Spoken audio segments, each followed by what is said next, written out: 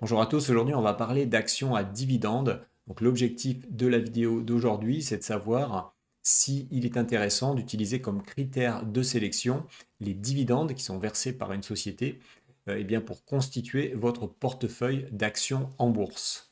Comme d'habitude, si vous aimez mes vidéos, si vous voulez soutenir la chaîne, pensez bien à vous abonner et à mettre des pouces vers le haut. Donc je commence cette vidéo tout de suite avec deux idées fausses que je voulais évoquer avec vous, qui sont très souvent diffusées sur Internet à propos des actions à dividendes. Donc la première idée fausse, c'est que les actions à dividendes permettent de générer des revenus passifs. Donc ça pour moi c'est une idée totalement fausse.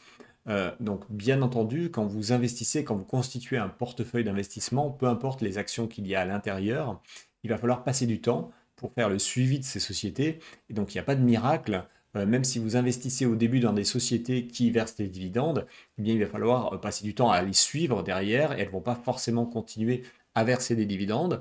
Et donc, il n'est pas possible de générer des revenus passifs. Il va falloir, dans tous les cas, passer du temps à analyser votre portefeuille, à suivre les sociétés qui sont dans le portefeuille. Donc il n'y a pas de miracle, les revenus passifs n'existent pas. Deuxième idée fausse, les actions à dividendes sont des actions value. Donc ça aussi, c'est à mon avis totalement faux. C'est à mon avis une idée qui provient un petit peu du marketing qui est utilisé par les sociétés de gestion. Alors moi, je le vois beaucoup, notamment aux États-Unis, où il y a toujours une opposition qui est faite entre des actions qui sont growth, donc des actions de croissance, et des actions qui sont des income, donc qui vous génèrent des revenus, c'est-à-dire des dividendes. Et donc, voilà, on va dire dans le marketing qui est utilisé par ces sociétés de gestion, eh bien, il suggère que vous avez d'un côté des sociétés risquées, donc growth qui génèrent de la croissance, et de l'autre côté, des sociétés moins risquées qui génèrent des revenus. Alors, on suggère que c'est des revenus passifs, un peu comme on l'évoquait juste avant, et donc ce sont des sociétés qui versent des dividendes. En réalité, ça c'est à mon avis totalement faux. Donc des actions value, ça va être des sociétés qui vont être, qui vont avoir un cours de bourse inférieur à la valeur intrinsèque, et c'est pas forcément des sociétés qui versent des dividendes. Il n'y a pas forcément un lien direct entre les deux. Avant de continuer, on va faire un rapide rappel comptable sur le fonctionnement des dividendes. Donc pour reprendre le principe général, sur l'année N, donc vous faites un certain nombre de produits. En face, vous avez des charges. Donc ça, c'est votre compte de résultat. Vous faites la différence entre les deux. Après avoir payé les impôts, ça vous génère un bénéfice net. Et ensuite, donc ça c'était en année N. Et en année N plus 1, normalement c'est décidé au moment de l'Assemblée générale, vous décidez si vous versez ou pas un dividende. Et si vous décidez de verser un dividende, et donc ça veut dire que ce bénéfice net eh bien, va se décomposer en deux parties. Une partie qui va être versée aux actionnaires sous la forme de dividende, et l'autre partie eh bien, qui va venir augmenter les capitaux propres de la société. Donc on va prendre tout de suite un bilan comptable, un exemple de bilan comptable. Donc l'actif à gauche, le passif à droite. Et donc le principe, c'est que donc, si par exemple vous ne versez pas du tout de dividendes, eh bien à ce moment-là, l'intégralité du résultat net va venir faire grandir les capitaux propres qui sont de ce côté-là.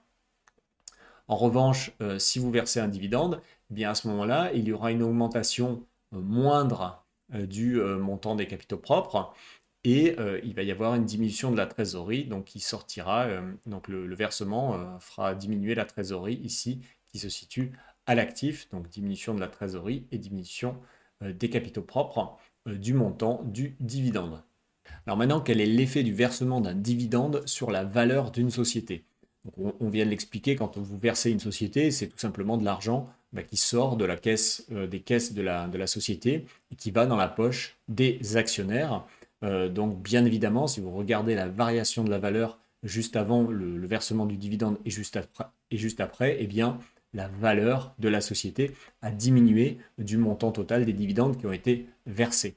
Et donc c'est pour ça que quand on regarde un cours de bourse, eh bien d'habitude, juste après le versement du dividende, on voit une baisse du cours de bourse qui correspond à peu près à le dividende par action qui a été versé. Alors ça peut être un peu plus, un peu moins, parce que bien sûr, il y a d'autres éléments qui jouent hein, sur la variation du cours de bourse, mais en moyenne, effectivement, le versement du dividende eh bien, fait baisser la valeur de la société de la valeur du dividende. Et c'est quand même surprenant parce que j'ai vu encore cette semaine sur Twitter que bah, y a des gens qui se posent cette question-là, y compris des gens qui sont professeurs d'économie dans une université française. Donc c'est quand même euh, assez surprenant parce que c'est un concept très basique. La vraie question que doit se poser un investisseur qui fait du stock picking, c'est est-ce que le dividende est un bon critère pour sélectionner une société dans laquelle vous allez investir. Et donc là-dessus, pour répondre à cette question, ce qu'il faut essayer de faire, c'est de se mettre à la place d'un dirigeant de société et d'essayer de comprendre comment lui va définir sa politique de dividende. Quels sont les éléments qu'un dirigeant de société va prendre en compte pour définir le montant des dividendes qu'il va verser à ses actionnaires. Et donc, quand vous y réfléchissez, vous vous rendez compte qu'en fait, il y a vraiment beaucoup de critères qui vont être pris en compte par les managers des sociétés. Je vous donne quelques exemples. Par exemple, un des points principaux, c'est est-ce que il va y avoir des projets d'investissement à court terme importants à financer. Bah, dans ce cas-là, si c'est le cas, effectivement, il ne va pas forcément vouloir verser beaucoup de dividendes, il va vouloir garder le maximum en trésorerie pour ne pas avoir de problème de financement de ses projets. Autre exemple, vous avez dans certains cas des sociétés qui ont besoin d'améliorer la structure de leur bilan, c'est-à-dire ils préfèrent augmenter au maximum leurs capitaux propres parce que derrière, c'est un élément qui est beaucoup regardé par les banques lorsque vous avez besoin de financement bancaire justement pour réaliser des projets d'investissement. Donc ça va rentrer en ligne de compte également.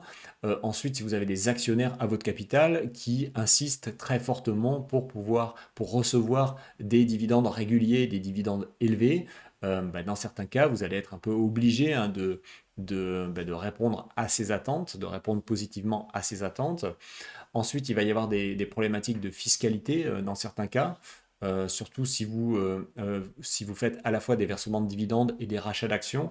Dans certains cas, il va y en avoir un qui sera plus favorable que l'autre, donc ça va être aussi pris en compte. Et enfin, il y a souvent des événements exceptionnels.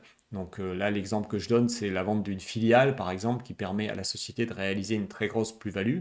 Et dans ce cas-là, souvent les actionnaires bah, s'attendent à recevoir un dividende exceptionnel. Voilà, si il y a eu effectivement un événement exceptionnel dont a profité la société. En conclusion, ce qu'on peut dire, c'est qu'il est vraiment très difficile de définir le bon niveau de dividende pour une société. Et donc, vous n'allez pas arriver, quand vous recherchez une société, quand vous faites du stock picking, à faire une sélection en vous fixant un seuil qui est pertinent. Et en plus de ça, vous risquez de commettre des erreurs. Donc typiquement, si vous n'avez pas de dividendes sur une très longue période, ça ne veut pas forcément dire que c'est un mauvais investissement. Amazon, c'est un bon exemple. Amazon, qui a eu un très beau parcours en bourse, n'a absolument jamais versé de dividendes. Et d'un autre côté, vous avez aussi des dividendes, parfois des sociétés qui versent des dividendes élevés pendant une longue période, mais qui à un moment donné changent de politique ou n'ont plus les moyens de verser de bons dividendes. Voilà, donc les dividendes passés, c'est pas forcément garanti hein, pour le futur. Donc, de façon générale, et d'un point de vue théorique, hein, sur la base de cette analyse, ce n'est pas véritablement pas un bon critère de sélection pour moi. Alors, c'est vrai que ça, c'est une analyse un peu théorique, et c'est bien d'avoir un point de vue empirique de personnes qui ont vraiment beaucoup d'expérience dans ce domaine. Et là-dessus, eh ben, personnellement, moi, je me fie un peu à ce que dit William Higgins. Donc, William Higgins, c'est un des meilleurs gérants européens donc sur le segment des small et mid cap. Et donc là, il avait fait une interview, c'est sur la chaîne de Mathieu Louvet, où spécifiquement, à un moment donné, ils abordent le sujet des dividendes. Et il explique très clairement que selon lui, ce n'est absolument pas un bon critère de sélection, c'est pas du tout performant. Ce qu'il explique, c'est que selon lui, il vaut mieux bien se baser sur des critères de ratio de retour sur capitaux et notamment de ROE pour bien, se faire une idée sur la qualité du management d'une société, mais pour lui, le dividende n'est absolument pas pertinent. D'ailleurs, j'ai fait une vidéo très détaillée sur le sujet des ratios de retour sur capitaux, et donc je vais vous mettre le lien, il va apparaître en haut à droite de l'écran, il sera également en dessous dans la description. La plupart du temps, quand vous faites du stock picking, il n'est donc pas pertinent de prendre en compte les dividendes dans vos critères de sélection, mais en fait, il y a une exception, un cas particulier où ça va être effectivement pertinent de faire ce travail-là. Et ce cas de figure, c'est le cas où vous êtes face à une activité qui consiste à exploiter un actif qui a une durée de vie limitée. Alors je m'explique, je vais vous donner quelques exemples pour que ça soit bien clair. C'est quand vous êtes face typiquement à une société qui exploite un gisement pétrolier. Donc dans ce cas-là, eh bien, quand il n'y a plus de pétrole dans le gisement, eh bien, l'actif vaut zéro, donc vous arrêtez de l'exploiter, donc il n'y a plus de chiffre d'affaires qui peut être généré. C'est la même chose avec une mine. Une fois que vous avez totalement exploité la mine, ben, vous allez recouvrir la mine et la fermer définitivement. C'est le même cas de figure avec des navires de transport. Donc pour des navires de transport, en fait, la plupart du temps, pour les grands navires, ils peuvent être exploités à peu près pendant 25 ans. Et au-delà de 25 ans, eh bien, il est tout simplement impossible d'obtenir une assurance pour faire fonctionner ce navire. Donc ce qui se passe, c'est que dans ces cas-là, ils vont être démantelés. Et donc leur valeur va à zéro. Donc vous voyez que dans tous ces cas de figure, c'est des actifs qui sont exploités et dont la valeur tend progressivement vers zéro. Et bien dans ces cas-là, l'actionnaire, lui, va avoir un rendement qui sera uniquement déterminé par les dividendes qu'il va percevoir pendant la phase d'exploitation. Et à la fin, il n'y aura pas de valeur résiduelle.